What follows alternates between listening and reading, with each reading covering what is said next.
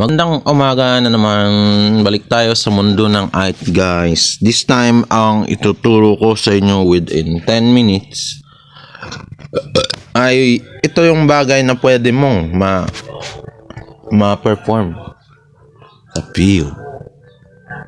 Ayan yung tipong ano yung pwede mong gawin IT in the field. Ito ako ngayon. Ito yung ginagawa ko. Ito yung tawag na technopreneur. Ito yung you will start your own business, your own product with the use of technology na. Yan. Yan tayo, pare ko eh. Ito yung technology plus entrepreneur. Sa ngayon, sa buhay ko, meron akong ginawang website ha. It is running online and the main content of it is yung business ko. Ito yung business na coconut farming. Alam mo yung buy and sell ng coconut? Diba? It is called technology plus entrepreneur. So, teknolohiya ka na, entrepreneur ka pa. Ito yun. Pero hindi yan ganyan kaliteral ang technopreneur ha. Because we, in the information technology world, we must create our own product. Ito yung pupunta ka sa field. I-introduce mo yung sarili mo. Hi sir, we are from this and we would like to introduce ourselves in front of you. Would you allow us, ITs or researchers, to create product in your own company? Yan ang technopreneur, pare ko. Kaso wala akong team ngayon, so I am by my own. So ang ginawa ko, gumawa ako ng sarili kong website. The main content yun, ito na yung yung business namin. So, that's technopreneur. Pero if you have your own team, ito yung kadalasan, tipong ina-advise in technopreneurs. You have go out to the field, reach the company, then introduce yourself, then try to create your own product on it. Example lang, may 10 minutes tayo. Go to Inasal, and then try to talk to the manager. Hindi yung yung tawag na subasan. Try to be formal as the manager if pwede kayong mag-conduct ng R&D on their own company. Ito yung product na pwede kong i-ano sa'yo. Tingnan mo yung ng Inasal. What is their weaknesses and how you help them, diba? How you will help them na para mas maging yung smooth yung daloy ng process ng company nila. Yan tayo, technopreneurs.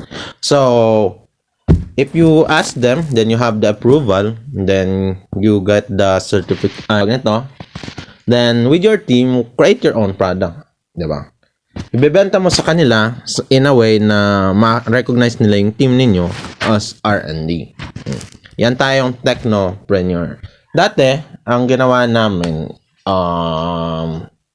lahat kami pinatechnopreneur and it was like meron tayong kaputang shitan nga sa mundo ng R&D. Then meron tayong innovative idea. It was like an idea and a suggestion to their company, di ba?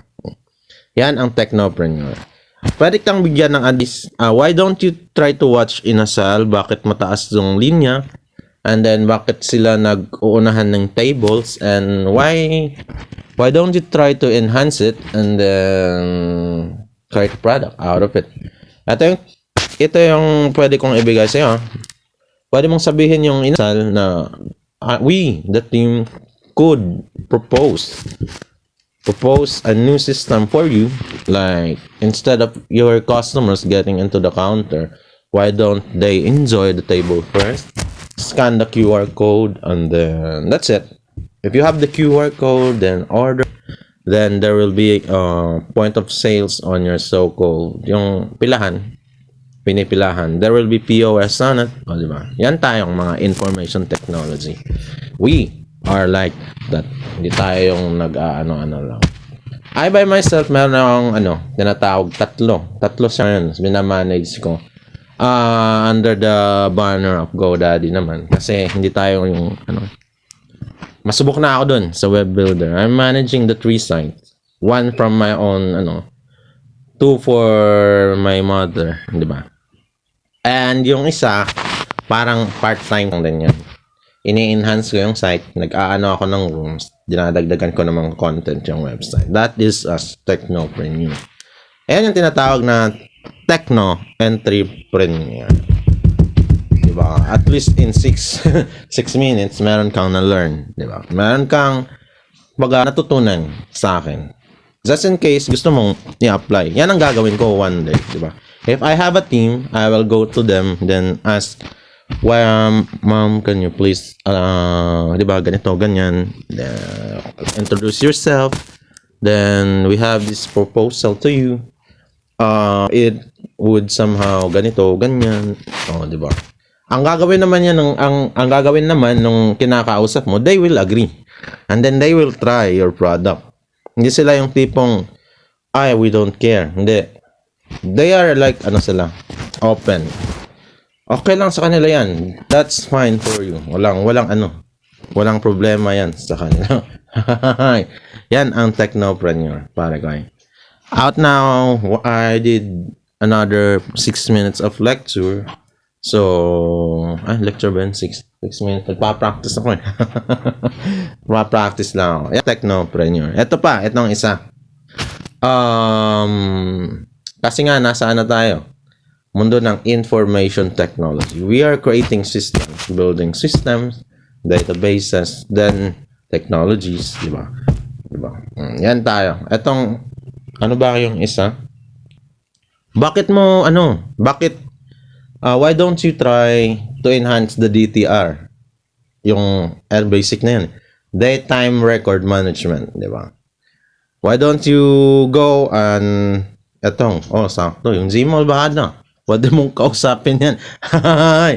Pwede mong palitan yung nila, DTR.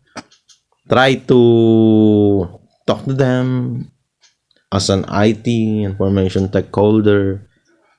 You can go with them. Yan ang techno entrepreneur. Okay, end ko na to. 7 minutes akong nag-run. Bala ka na kung makikinig ka o hindi. Yan ang mundo ng information technology. Congrats. Adios. Bye. Ngayon, mag-ask ng teacher ako. I will conduct an activity for the first time. So, eto ngayon. Pag-aastahin ko kayong technopreneur. So, I will give you the tawag na to. Your selected area. You will create product out of it, go to the field, then malawak ang Pilipinas. Go outside the field, try to mingle with the companies, then try to talk to them, explore, di ba? Reach out to them. I will give you your targeted areas na pwede kang ng technopreneur. Okay. My first area of ibibigay sa iyo, automotive. Punta ka doon sa mga company with automotive, yung mga sasakyan, di ba? Punta ka doon, try to talk to them. Since you are technologist and entrepreneur. Yan ang first. Second, doon sa mga fast food chain. Why don't you go with them? Reach out to them, di ba? That's techno entrepreneur. Commerce. Punta ka doon sa mga, hindi ka pwede sa big malls Hindi siya pwede. Doon ka sa small retailer. Try to talk to them. Yan yung pangatlo. Create product and then talk to them. Introduce yourself. Diba? Ikaapat, doon sa agriculture ka na. Pwede. Agriculture. Pwede yan. Kasi ang tawag nga nun, technology plus entrepreneur. Diyan lang, ibibigay ko yung scope. Diyan lang kayo pwede. Yan yung selected area ninyo. That is your limit. Hindi ka na pwedeng lumagpas doon sa 4. Because beyond that, medyo tawag nito, malaki na yung scope. First is yung automotive, yung sasakyan. Pangalawa, fast food chain. Pangatlo, yung small retailer. Pang-4, yung agriculture. And kung na yan, just in case, etong gagawin mo. Gagawa ka ng proposal, you will create your product, you will gagawa ka ng proposal. Siyempre, kailangan mong rational. Rational. Rationale. Why? Why are you doing it? Ano yung nasa product mo? Introduce it. Why do you need it? Why they need it? Why it should be established? Why? And when? At tapos ano yung ano? Then, ilalagay mo sa papers mo yung proposal mo. New transaction naman. With the use nung ginawa mong technology. Then, after that, discuss mo yung magiging sales. Point of sales, POS. Kano yung kikitain nila, ano yung kaibahan, diba? When they apply it, ano yung kaibahan nila. Yan, ang techno-entrepreneur. Kailangan, yan ang ginagawa ko ngayon, ha? Kahit wala akong pera. Poor lang tayo, mahirap tayo, hindi tayo yung tipo. Practice lang ako sa ganito, ha? In case, kailangan kitang turuan. Hindi mo ito makukuha sa mga teacher mo. You will get it dun sa mga with experience and skill na. Yan tayo. Yan ang mundo ng information technology. Diba? Matatawag mo siyang on-the-job training, pero hindi. It is the part of research and development. Yan tayo. Yan kami long way before 2016. Kaso when we graduated na, mahirap ang mundo ng Pilipinas. Walang nag-hire sa aming mga information technologies. Promise. Kami, lahat ang nagre-reach out into the field. Pero wala ni isa ang nag-hire. I don't know why, bakit ganyan, but siguro, hindi ko rin alam bakit ganyan. Yan, ang information technology. Ito ang mundo ng information tech. Kung akala mo tayo yung padota-dota lang, di naman naglalamang. Hindi. Yan tayong information technology. Someday, pag may team na ako, nga pala, I needed a team kasi meron tayong tinatawag na initiation para makapasok sa mundo ng I needed a team at least mga 6 professionals na marunong sa tawag nito, hands-on. And then we will partake events, di ba? Like R&Ds, research and development, go to the crowd, get some proposal. Yan ang mundo ng information technology. Someday lang, ha. Kasi nga, we are the information technology. Hindi tayong tipong ayokong sabihin. We are the information technology. Yan ang mundo ng information technology pare ko. Pag hindi mo yan, siguradong mababagsak ka. Yan yung sabi kong ulit kang matatrap on the same loop. Di ba? At ako nga pala, nakita mo si Tony Stark dun sa Iron Man. Alam mo yung business ni Tony Stark? He started weapons, di ba? With weapons. Yan, si Tony Stark. Yan, technology entrepreneur, technopreneur. Kung babalikan mo yung Iron Man, yung pinakaunang Iron Man movie, ang business ni Tony Stark is weapon. Nuclear weapons. Ay, oo. Naamangha ang Amerika. And they like it super well. Tony Stark got $1 billion contract, di ba? For research and development. And you will see how Tony Stark do it by himself. Diba? He started with R&D, and then he created alam mo na, nagsimula siya ng weapon, missile system, and then suddenly, he met the super lunatic maniac scientist from Iran, and they collaborated with a single idea of creating a simple moving machine or an armor with something na kayang i-weaponize. Diba? Yan ang mundo ng R&D, pare ko. Research and development. Pwede mong tingnan uli yung Iron Man. Na-mention ko lang kasi nga yan lang. Wala tayong ma-post sa ating Facebook, YouTube account. And Tony Stark did it by himself. Someone much more intellectual than him. They created na yung super fiction kasi siya eh. I love Stanley, by the way. It is a super fiction with technology and entrepreneur. Di ba? Yan ang mundo ng information technology. Kung mapapansin, after that, nung nakakuha siya ng moving armor and then super powered na something to, and then di ba nga halos mamatay si Tony because wala na siyang heart. And then the super genius, brilliant one created something out of it. And he created an artificial heart. Oh, di ba? Yan ang information technology. So, when nag-storytelling na ako ng Iron Man, yan. Well, anyway, ganyan talaga. Ganyan ang mga teknolohiya. Kung ano lang ha, sayang nga lang, wala akong pera. Hindi ako kagaya mong mayaman. Yan kami mga teknolohiya, di ba? Someday, if you are rich, yung tipong may owner ka ng mall, then you are a $1 billion person, and then you love R&D, research and development, di ba? IT, why don't you try to create your own suit and armor? Di ba?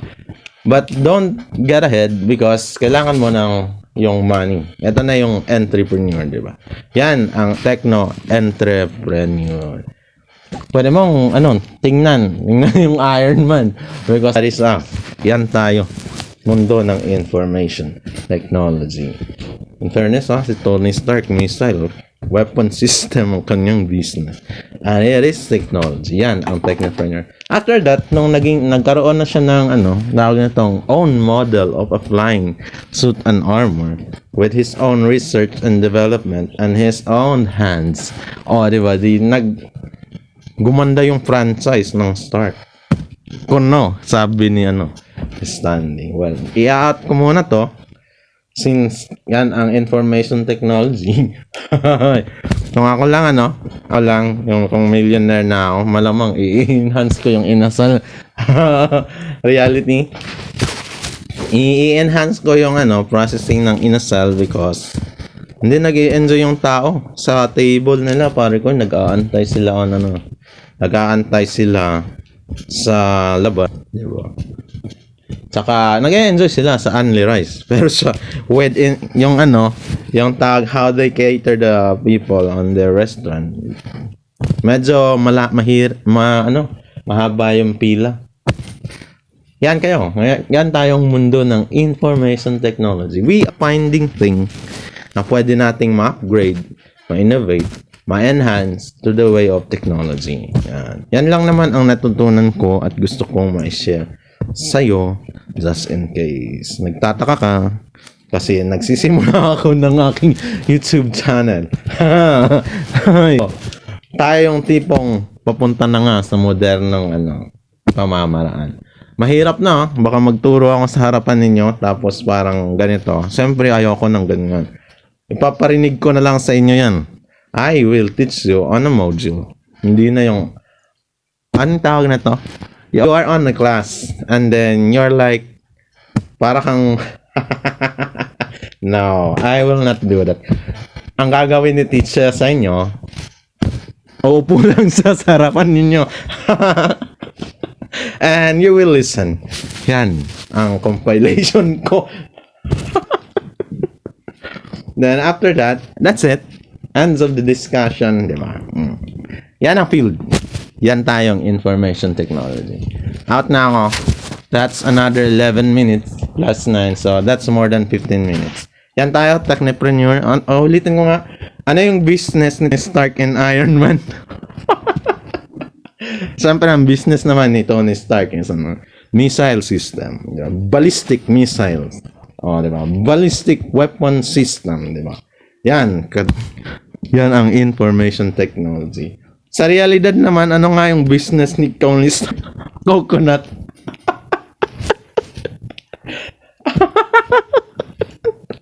Buy and sell commercial coconut. Yan.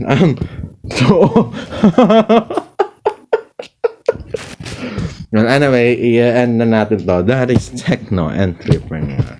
Good luck sa inyong kukuha ng information technology Sana magkalot kayo sa field. Sana kayo yung tipong you go out of the world, go reach the businessman, tell them anong kailangan nating gawin, go and show your professions, go out and introduce yourself, di ba? Next kong i-discuss naman, if my time, eto na yung servers. How servers work. Eto na yung nasa field ng information technology. Ano bang kaibahan ng servers sa normal mong PC? Ano ba yung kaibahan ng server mo sa minamanage mong computer shop? Yan tayo.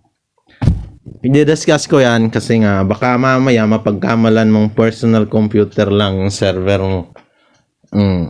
Mapagkamalan mo na parang araw na tong tumatakbo ng hindi nakapatay, and you just like trinato mo siyang personal computer, and when you shut it off, goodbye ang lahat.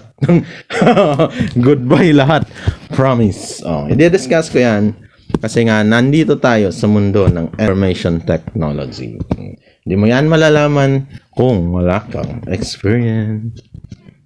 So, good luck sa mga kukuha ng information technology dyan. Magkalat kayo, guys, dahil wala ni isang naghahar sa atin. Meron tayong tinatawag na kasi forte. You have the software, if you have database, network, you have the hardwares. Kaya naman, ikaw yung tipong troubleshoot, di ba? Troubleshooting, o kaya naman, may bago ngayon, gusto kong ma-learn. Kasi nga, nasa cybersecurity na kayo. Kami dati, hanggang bb.net lang. Ito yung tinatawag na system development lang kami dati. We are on a PC, we are on a laptop, we are on the, society na field with computer systems. Not mobile phones, not cybersecurity. Ang kagandahan nga lang sa amin dati is, hanggang ngayon, the industry and the infrastructure na nasa industriya ng Philippines ngayon is more attached doon sa mga 90s to from the year 20 to 2010 na mga technologies. Ito yung server, ito yung C Sharps, black and white, ito yung POS, yan. They are not mobile. Wala pang mobile systems, mga pare. Ewan ko lang sa mga QR ninyo. You have your own QR na. Yan ang mobile. Wala kaming ganyan dati. We are on DTR. Alam mo yung barcode. Barcode. Lalabas sa notepad mo yun. Ayan na yung ID mo. Tapos, you have your own created system. That's DTR. Hindi ko i-discuss sa'yo ang system management, saka system development. Because, isinishare ko lang sa inyo yung basic ng information technology. Kailangan yung pasukin yan na expertise so that you will be aware what and how system works. We discuss because baka mamaya you are grade schoolers and then when you reach high school, you are like Tony Stark na. You are like, we were taught as elementary kids of information technology, and then we are high school now. Why don't act like us Tony Stark? We can do it. We are rich. Diba? Baka nga gawin ninyo kasi nga madadaya kayo. But for us, hanap kami ng mga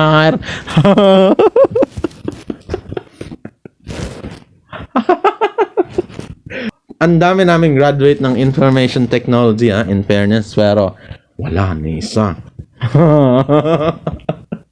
Mapahirapan tayo. Mostly sa amin, nag-BBPO. Alam mo yung outsource? Ang kagandahan naman nun, ito, napaparami ang istorya natin dahil sa technology yan. Ang kagandahan nun sa BPO outsource, ewan ko lang sa hindi kasi ako nakapag-CNA.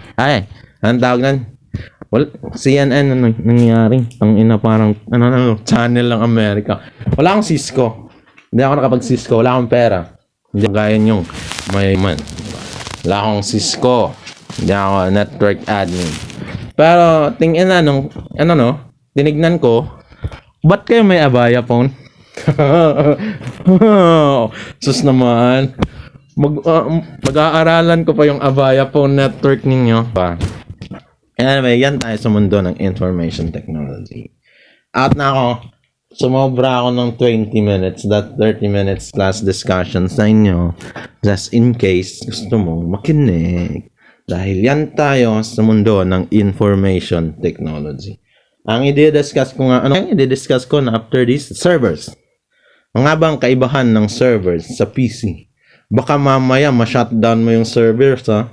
Tapos, iwatawag ka ng boss. Ba't mo inop yung server? Tapos sabihin mong napagkamalan kong personal computer. Oh, yan ang mundo ng information technology. Ating i-discuss yan dahil nga naman nag-start ako ng YouTube. Baka ma-outdate. Iba na kasi ngayon eh. Iba na yung bata ngayon.